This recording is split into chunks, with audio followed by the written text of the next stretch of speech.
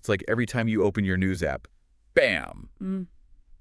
Another headline about this Israel-Hamas conflict. Yeah. Explosions, statements, Mm-hmm. escalating tensions. Honestly, feels like you need a PhD in Middle Eastern politics or just to keep up. Right. But that's why you've got us. Exactly. So you sent over a stack of sources, everything from that CNN article on the hostage situation Mm-hmm. to some like fiery opinion pieces from the Tikva forum. Yeah. And even threw in some social media posts about, potential U.S. involvement. Right. So A lot to unpack. consider this your crash course, right? Yeah. Crash course in navigating this chaos, because that's what we're doing today, right? Absolutely. Diving deep into these sources, going to pinpoint the must-know insights so you can walk away feeling informed, not overwhelmed. Exactly. And I think you're right to feel overwhelmed, to be honest with you, because this isn't just a sudden explosion of violence, right? This is rooted in decades of really complicated history. Multiple different groups are involved, all with their own agendas. It can feel impossible to untangle. Yeah.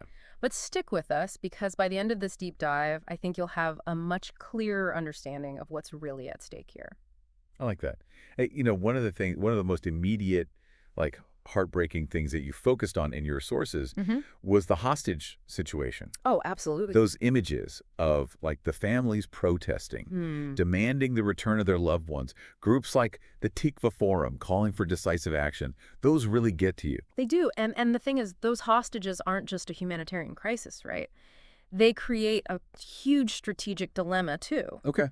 Think about it. Hamas holds on to them as leverage, right? A bargaining chip in any potential ceasefire negotiations. But at the same time, their very presence makes those negotiations incredibly difficult. It's like trying to solve a Rubik's Cube while someone is like shuffling the colors around, Well, you know? that's a really good way to put it. It just adds this whole other layer of complexity. And especially with the pressure that the Israeli government's under. You mentioned the Tikva Forum.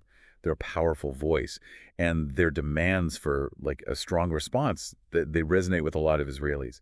And then you have those heartbreaking stories in the CNN article, like the family of, I think it was mentioned a specific hostage from the article, who were just, they're desperate for action. Of course. So it's just this really volatile myth. It's a very, very difficult situation. And then, as if that wasn't enough to deal with, Right.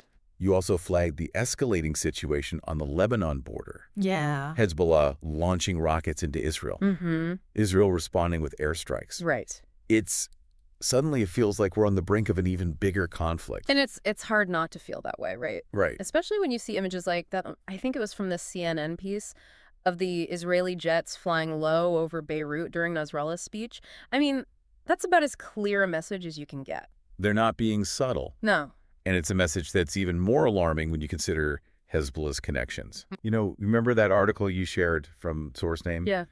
About, like, Iran's influence in the region. Yes. Hezbollah's not acting alone. They're a key part of what they call Iran's axis of resistance. That's right. And this network gives Iran the ability to project power across the entire Middle East and potentially drag the entire region into a much wider war. That's a scary thought. It's a really scary thought. It's easy to get, like, caught up in the military back and forth, right? Yeah. But you were also right to highlight, the humanitarian side of this conflict, which you did in your sources.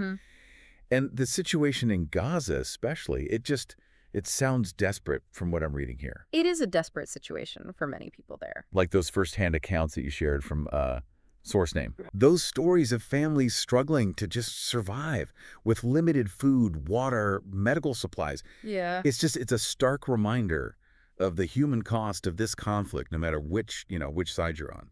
Absolutely. And it's easy to forget about that when we're talking about the geopolitics of it all. Exactly. And then there's this whole debate about aid, which you rightly pointed out in your selection of sources. Yeah. Some experts saying, look, cutting off aid to Gaza, that's the only way you can pressure Hamas. And then others are warning that it would just punish innocent civilians. It's like, it's a real ethical dilemma, wouldn't you say? It is. And there are no simple answers here, right? You want to help those civilians in need. That goes without saying. But you also don't want to see that aid being, diverted, used to further Hamas's military goals. And that's where I think the idea of international oversight, which you highlighted in that article from SourceName, becomes so important. Right. If you have neutral groups like the UN overseeing how that aid is distributed, it could, at least in theory, help ensure that it's actually reaching the people who need it most. Yeah, it's tricky. And it kind of feels like every answer just leads to a bigger question. It's the nature of this conflict, unfortunately. And that kind of brings us to the million-dollar question, which you had highlighted in your sources, which is, what does a long-term solution to this conflict even look like? I mean, we're talking about decades of entrenched positions, deep-seated mistrust, multiple actors like Hamas, Hezbollah, who, we've discussed, they've got their own agendas. Yeah, you're absolutely right to point that out. I mean, this is one of the most complex geopolitical puzzles on the planet.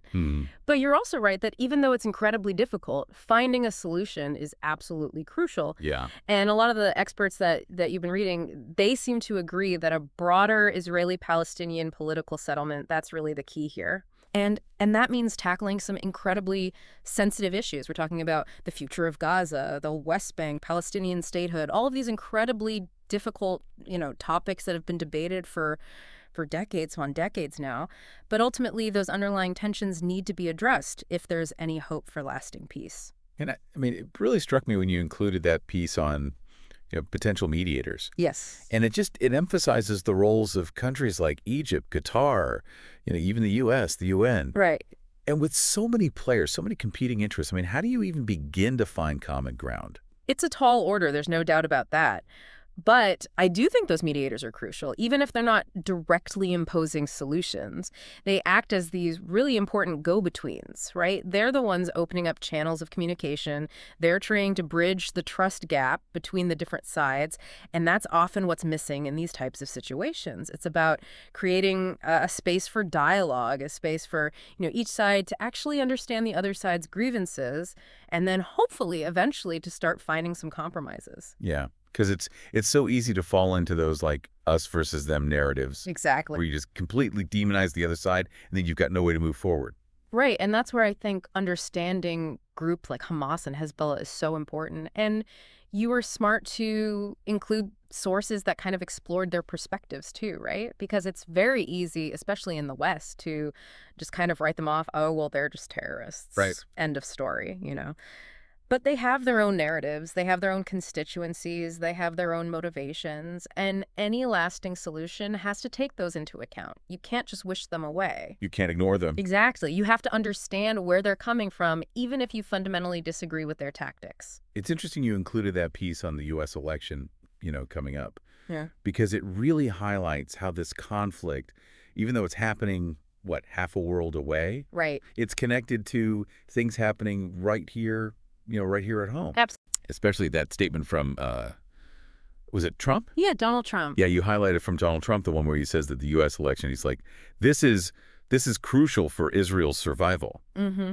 It's a pretty loaded statement, don't you think? It is. It is. And it brings up a really important point, which I think you picked up on in your sources, which is that the U.S. has always played a huge role in this region, right?